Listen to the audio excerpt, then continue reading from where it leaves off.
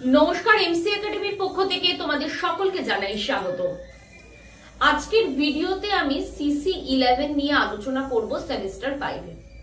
তার আগে বলে রাখি, এটা অনেকটাই রিকোয়েস্টেড ভিডিও। আমি কিছু শারীরিক অসুস্থতার জন্য বেশ কিছুদিন ভিডিও করতে পারিনি, কিন্তু তোমরা আমাকে অনেক রিকোয়েস্ট করেছো হোয়াটসঅ্যাপে, ইউটিউবেও আমি দেখেছি অনেকে রিকোয়েস্ট করেছো, তাই আজকের এই ভিডিও।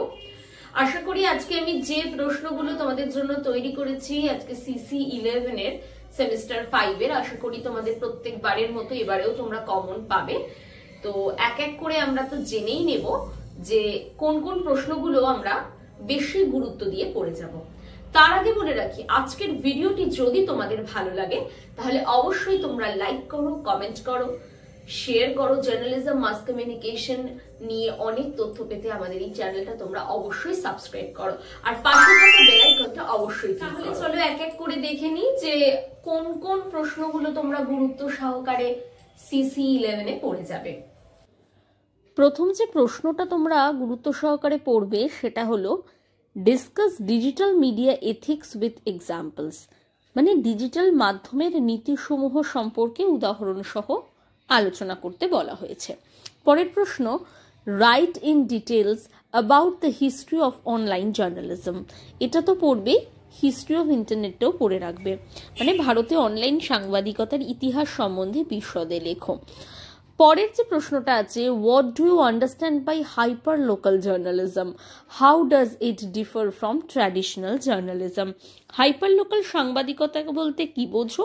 ঐতিহ্যবাহী সাংবাদিকতার সাথে এই প্রকার সাংবাদিকতার পার্থক্য কোথায়? এটি অবশ্যই এটা ওই দাঁড় মাঝখানে যেমনভাবে আমরা দাগ টেনে করি ওভাবে করবে না, কারণ ওটা ছোটবেলায় করে, গ্র্যাজুয়েশন লেভেলে ওটা একদমই ঠিক নয়। আচ্ছা, পরের প্রশ্ন, what is the concept of N information society and how does it influence journalism. তথ্য সমাজের ধারণা বিশদে আলোচনা করো এবং এটি সাংবাদিকতাকে কিভাবে প্রভাবিত করে। তারপরে 5 নম্বরের প্রশ্ন, what is new media, explain the characteristics of new media with examples. New media কি, উদাহরণ সহ নিউ মিডিয়ার বৈশিষ্ট্যগুলি আলোচনা করো। খুব সহজ একটা প্রশ্ন। এর পরের প্রশ্ন, what is computer mediated communication, CMC. What are the characteristics of CMC, how has CMC influenced participatory journalism and citizen reporting. কি হবে? কম্পিউটার মিডিয়েটেড কমিউনিকেশন কি, তার বৈশিষ্ট্য কি, এটা তো লিখবে। তার সাথে অংশগ্রহণমূলক সাংবাদিকতা এবং নাগরিক প্রতিবেদনকে কিভাবে প্রভাবিত করে। তো এইটা হচ্ছে একটা প্রশ্ন। তারপরের প্রশ্ন, what is citizen journalism, how does citizen journalism contribute to democratisation of news. মানে সিটিজেন জার্নালিজম কি, কিভাবে নাগরিক সাংবাদিকতা সংবাদের গণতান্ত্রিকরণে অবদান রাখে।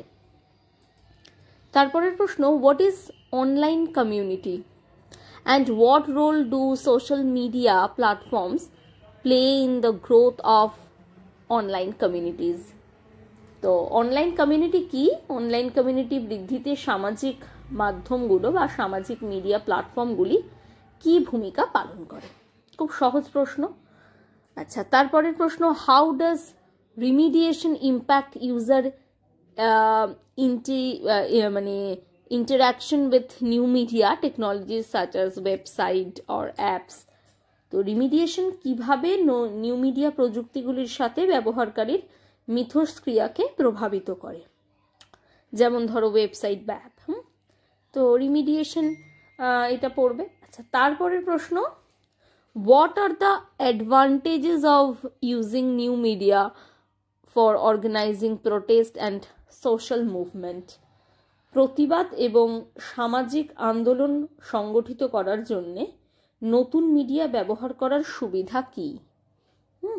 তো এটাও কিন্তু একটা গুরুত্বপূর্ণ প্রশ্ন। তো ওই কিছু এক্সাম্পল দিয়ে অবশ্যই লিখবে, ওটাই খুব গুরুত্বপূর্ণ। আচ্ছা, বলে রাখি, শুধুমাত্র যেভাবে আমি প্রশ্নটা ফর্ম করেছি সেভাবেই যে আসবে তেমনটা না, তোমরা কিন্তু টপিকগুলোকে গুরুত্ব দিয়ে পড়ে যাবে, তাহলে আরো ভালো করে তোমরা কমনটা পাবে। ঠিক আছে? প্রশ্ন দিলাম, সেই 10টা প্রশ্ন তো পড়বেই, সাথে 2 মার্কসের প্রশ্ন আমি সেভাবে দিই না, কিন্তু আমি আজকে কিছুটা বলে দিলাম, তো তোমরা সেগুলোও গুরুত্ব সহকারে পড়ে যাও। আশা করি তোমরা কমন পাবে। খুব ভালো করে এক্সাম দিও। All the best. আজকের ভিডিওটা এটুকুই। নেক্সট ভিডিওতে আমি আবারও হাজির হব নতুন কোনো journalism and mass communication related topic নিয়ে। নমস্কার। সেমিস্টার 5 শেষ হলেই কিন্তু সেমিস্টার 6 এর জন্য আমাদের অ্যাডমিশন শুরু হয়ে যাবে।